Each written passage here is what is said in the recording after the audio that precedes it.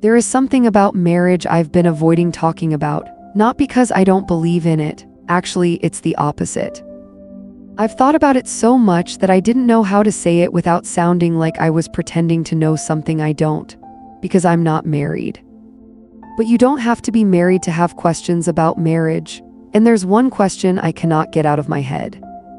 How do two people know they are choosing each other, and not just choosing the circumstances that brought them together? Are people getting married because they've genuinely decided, this is the person I want to build my life with? Or are there moments when pregnancy, age, family, fear, or plain exhaustion make the decision for them? I'm not saying those marriages are fake. Sometimes circumstances simply speed up a decision two people were already going to make. That's different. What I actually want to know is this. When everything else is removed, would you still choose the person? Welcome back to Ife Random Reflections. Today we're talking about marriage. I'm not writing this from inside marriage. I'm asking questions the way you might be asking them too, because we talk about marriage like it's automatic. You meet, you fall in love, you date, you marry happily ever after. But real life rarely moves that neatly. There's a pregnancy, families get involved, 6 years pass and everyone wants to know what you're waiting for. Your friends start getting married. You're tired of dating, you're scared that if you leave, you may never find anyone else. None of that automatically means someone is settling. Settling and compromising are not the same thing. Every marriage needs compromise. You won't marry a perfect person. You'll discover habits you didn't know existed, disagree, disappoint each other, grow into different versions of yourselves. Choosing someone despite their imperfections is not settling. Settling sounds different. It sounds like, I know this isn't what I want, but I'm afraid there won't be anyone else. Or we've already been together this long, or at least this person wants me. That last one scares me. Being wanted and being well matched are not the same thing. Being chosen is not the same as being understood. But here's where I had to challenge my own thinking.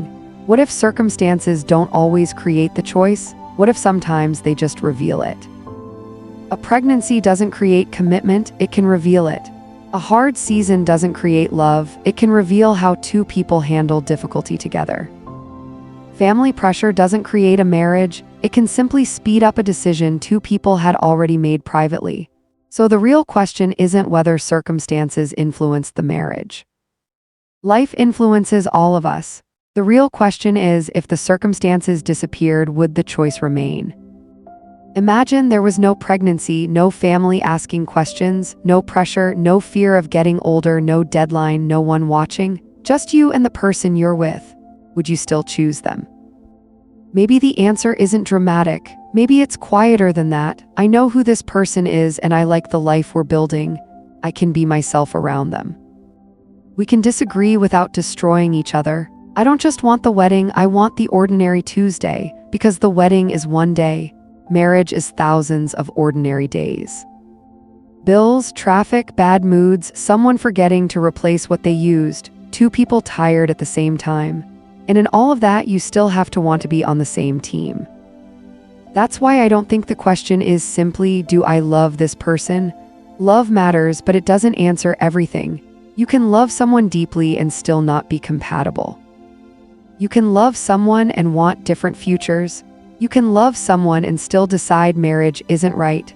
So maybe marriage isn't about finding someone who will never disappoint you. Nobody gets a guarantee like that.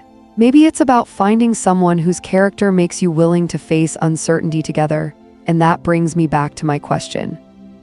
How do people get to that place? Not it's time, not we're already here, not everyone expects it. But I know this person, I know myself, and I still want to build with you. I don't think that comes from finding the perfect person. I think it comes from finding someone you can build with, someone who can tell you the truth and receive it.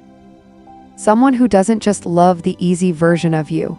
And someone you are choosing freely, not because you've run out of options or reached some imaginary deadline. I have to be honest, I don't know what it feels like to be married. I don't know what marriage will teach me about myself when I eventually experience it. So I'm not telling married people what their marriages mean. I'm asking myself what I want to remember when I have to make that decision. We ask people, when are you getting married? We rarely ask, who are you becoming while you're waiting? We focus so much on the altar that we forget to ask whether the person we're walking toward is actually someone we want to spend ordinary life with. Maybe being single longer isn't a failure to find someone. Sometimes it's simply refusing to let a deadline choose your life for you. That can be uncomfortable, even lonely. But I'd rather ask hard questions now than wake up years later and realize fear or pressure made a decision that should have been mine. That's not an argument against marriage. If anything, it's an argument for taking marriage seriously. It shouldn't be the reward for staying long enough, or the solution to a pregnancy, or proof that someone finally chose you.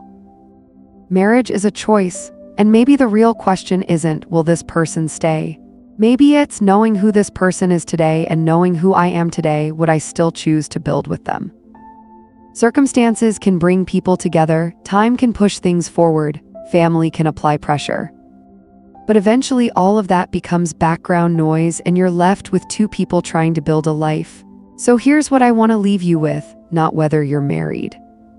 Not whether you're single, just this: if all the pressure disappeared tomorrow, would you still choose the person you're with? If the answer is yes, that's something beautiful.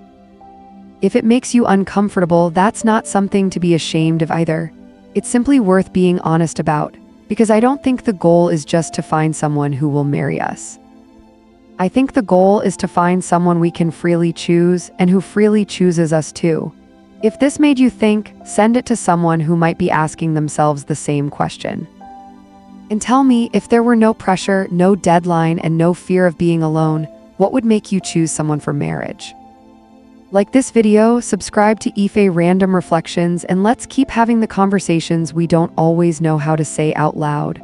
I love you. See you in the next one.